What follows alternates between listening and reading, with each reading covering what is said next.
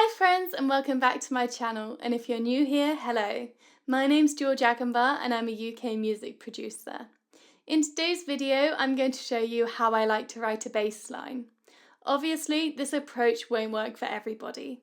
However, this is what works for me and I hope that it may help some of you guys too. So if you want to learn a bit more about this, then make sure you stay tuned and hit the subscribe button and notification bell for new videos every Wednesday. And things will never be the same when I hear your name since you kissed me in the rain. When I write music, either as a musician or a producer, I like to make sure that I pay particular attention to the bass line. And this may just be personal preference, but I believe that a good bass line can really make or break a tune.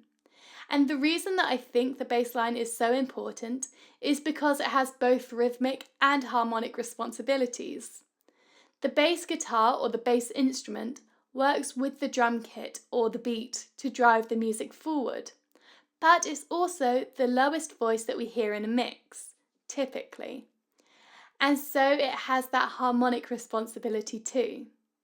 So the bass line has some great power, and as they say, with great power comes great responsibility. And that responsibility lies with us. We have a responsibility to write a great bass line, the bass line that our music deserves. So where do we start? To be able to write a bass line fairly easily, we need to know the chord progression of the song. And once we know the chord progression, starting the bass line is really fairly simple. We simply play the root note of the chord progression. And so if our progression is, then our bass line starting point would sound like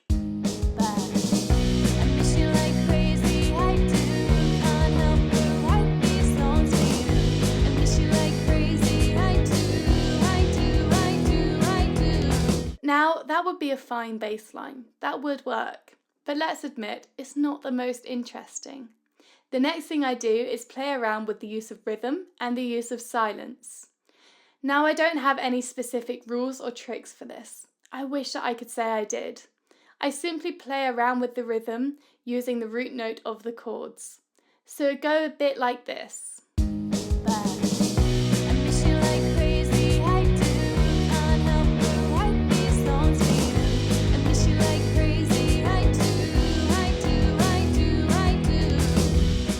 As I played along, I heard myself play 6 separate beats, or 6 separate notes. And that's 6 beats that I can fill up with other notes than the root note of the chord. Let's have a look at what I mean in a bit more detail. Okay, so now we have the foundation for a bass line and a fun rhythm. Now let's look at adding some extra notes. The safest bet when adding extra notes to a bass line is to add in the 3rd and the 5th of the chord.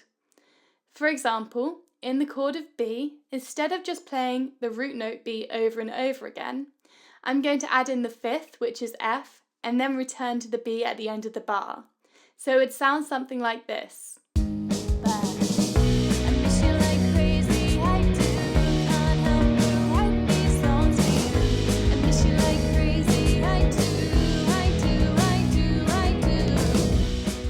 And that is a lot more interesting, but we can take it one step further by using passing notes.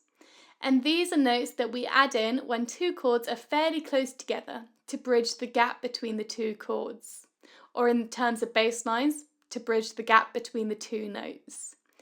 Now, as long as this passing note is a scale note, you should be okay. However, sometimes they may not sound good and they may not work for reasons that I won't get into today.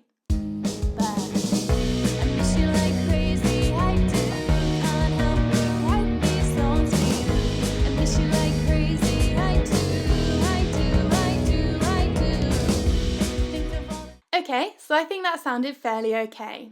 Now let's try adding a passing note of E between the B and the E flat and see how that sounds.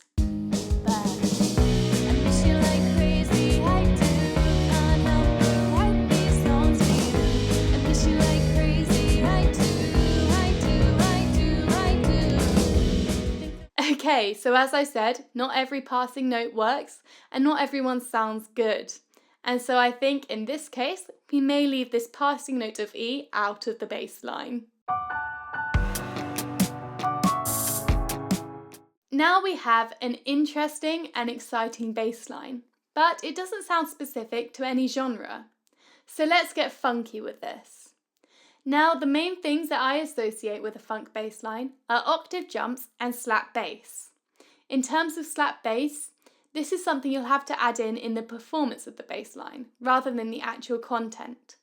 And if you're using a MIDI bass instrument, then I'm very sorry to say that specifically in Logic, there isn't a quick fix for this. I haven't found a way to create a slap bass sound, but if anyone has, please let me know down in the comments and that would be really useful.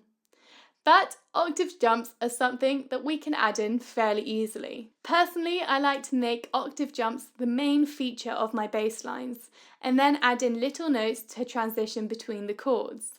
So it sounds something a bit like this.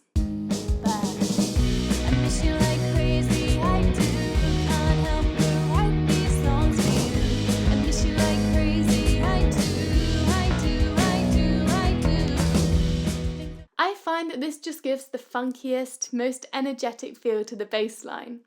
And suddenly our bass now seems a bit more suited to either funk or pop music, in my opinion. With rock music, it's slightly different. Most rock songs tend to have this galloping bass line, fast rhythms and notes that aren't too far away from each other. So when I write a rock bass line, I like to keep on playing the root note with a really fast rhythm and just add in a passing note to transition between chords. Or I like to alternate between the root note and the fifth of the chord, which sounds something a bit like this.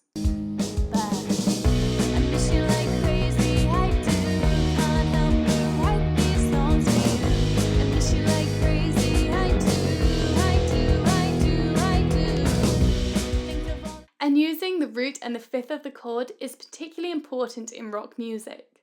And that's because rock music tends to use power chords, or open chords. And this is when the chord only has the root note and the fifth in it. There's no third, and this leaves the music sounding tonally ambiguous.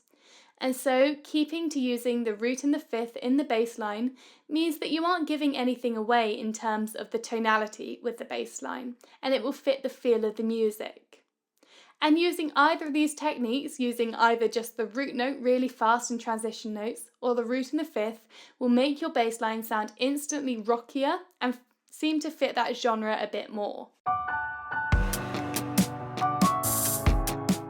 So that's how I like to approach writing bass lines.